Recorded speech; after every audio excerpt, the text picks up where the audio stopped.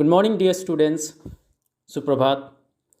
जैसा कि सबको पता है कि एक बार फिर से हमारे देश में कोरोना का कहर जारी हो गया है, जिसके कारण विद्यालय और कॉलेज बंद हो चुके हैं। तो एक बार फिर हम सब ऑनलाइन कक्षाओं की ओर रुख किए हैं। बच्चों, मैं उम्मीद करूंगा कि सारे बच्चे घर पर होंगे और सुरक्षित होंगे, और साथ ही साथ सबसे आग्रह करूंगा कि कोई भी बच्चा अनावश्यक घर से बाहर ना निकले। अगर किसी ज़रूरी कारण से घर से बाहर जाना भी होता है तो जितने भी एहतियात बरतने की चीज़ है उनको बरतें। मास्क जरूर लगाएं और हर एक समय पर थोड़ी थोड़ी समय पर अपने हाथ को सैनिटाइज या साबुन से ज़रूर धोएं। तो ज़्यादा समय बर्बाद ना करते हुए हम आज की कक्षा को आरंभ करते हैं। आज हम स्पर्श पुस्तक की पद्य खंड का पहला पाठ पढ़ेंगे, जिसका शीर्षक है साखी। इस पाठ को आरंभ करने से पहले हम कबीर दास का जीवन परिचय के बारे में जानेंगे। तत्पश्चात पाठ प्रवेश और अंत में दोहे पढ़ेंगे और उनका सरल शब्दों में व्याख्या करेंगे। कबीरदास। कबीर का जन्म 1398 में काशी में हुआ माना जाता है। गुरु रामानंद के शिष्य कबीर ने 120 वर्ष की आयु पाई। जीवन के अंतिम कुछ वर्ष मगहर में बिताए और वही सिर निद्रा में लीन हो गए, अर्थात उनकी मृत्यु मगहर में हुई।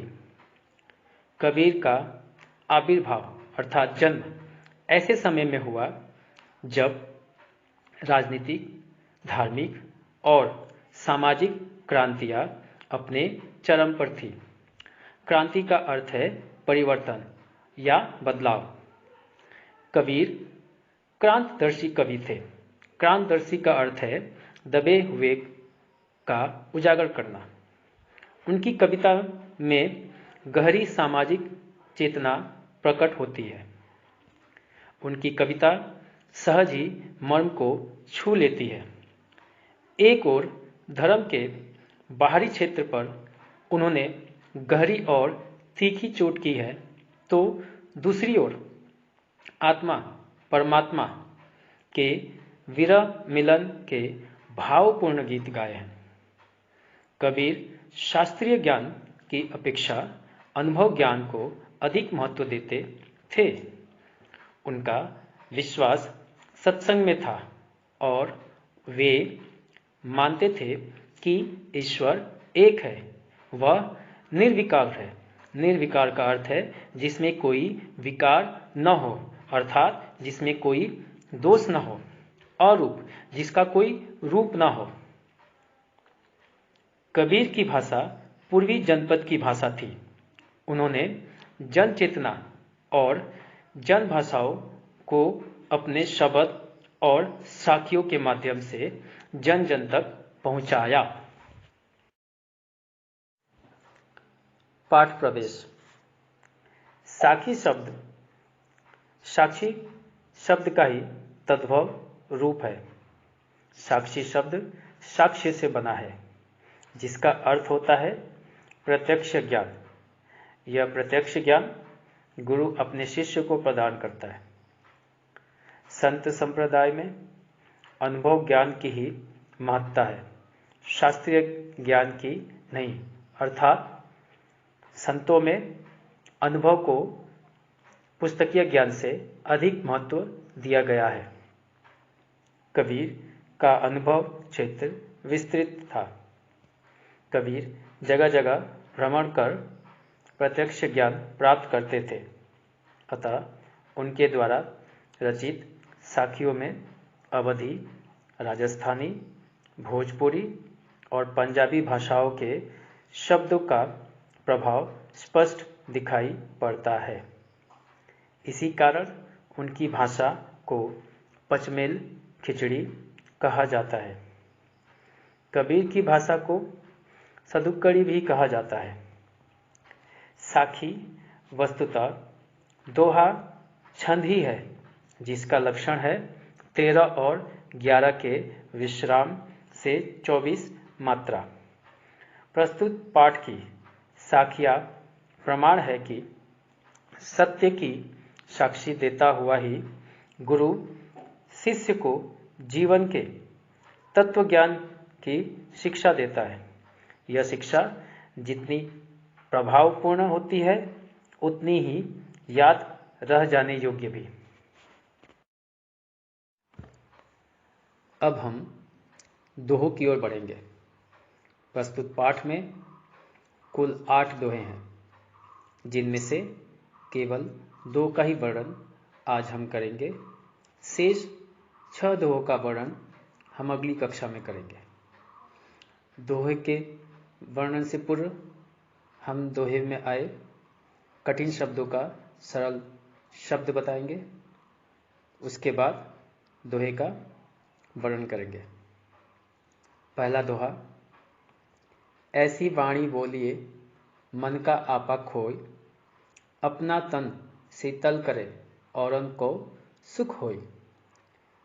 यहाँ वाणी का अर्थ है वचन यानी बोली, आपा का अर्थ है अहंकार अर्थात घमंड, तन का मतलब है शरीर, शीतल का अर्थ है ठंडा, औरन को मतलब औरों को, होई का मतलब है होना।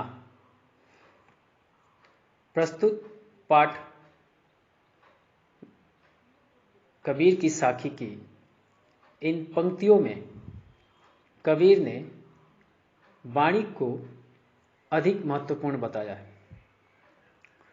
वे कहते हैं कि हमें ऐसी मधुर वाणी बोलनी चाहिए जिससे हमें शीतलता का अनुभव हो और साथ ही सुनने वालों का मन भी प्रसन्न हो उठे। मधुर वाणी से समाज में प्रेम की भावना का संचार होता है, जबकि कटु यानी कठोर वचन से हमें एक दूसरे के विरोधी बन जाते हैं। अर्थात जब हम किसी को कठोर वचन कहते हैं तो हम उसको अपना विरोधी बना लेते हैं। इसलिए हमेशा मीठा और उचित ही बोलना चाहिए, जो दूसरों को तो प्रसन्न करता ही है और हमें स्वयं को भी सुख की अनुभूति कराता है।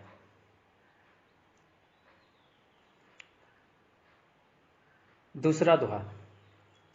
कस्तूरी कुंडली बसे, मृग ढूंढे बन माही, ऐसे घटी घटी राम है, दुनिया देखे नाही। यहाँ पर कस्तूरी का अर्थ है एक सुगंधित पदार्थ जो मृग की नाभि में पाया जाता है। मृग अर्थात हिरन। कुंडली का अर्थ है नाभि। बसे का अर्थ है निवास करना अर्थात रहना। मृग का अर्थ है हिरण। वन अर्थात जंगल। माही अर्थात मध्य मतलब बीच में। घटी घटी यानी कणकण। अब दोहे का वर्णन सुन लीजिए। जिस प्रकार हिरण की नाभि में कस्तूरी रहती है, परंतु हिरण इस बात से अनजान उसकी खुशबू के कारण उसे पूरे जंगल में इधर उधर ढूंढता रहता है, ठीक उसी प्रकार ईश्वर को प्राप्त करने के लिए हम उन्हें मंदिर, मस्जिद, गुरुद्वारे, यहाँ तक कि गिरजाघर घरों द्वारा पूजा पाठ के स्थानों में ढूंढते रहते हैं, जबकि ईश्वर तो स्वयं कण कण में बसे हुए हैं। उन्हें कहीं ढूंढने की जरूरत नहीं है, बस जरूरत है तो खुद को पहचानने की।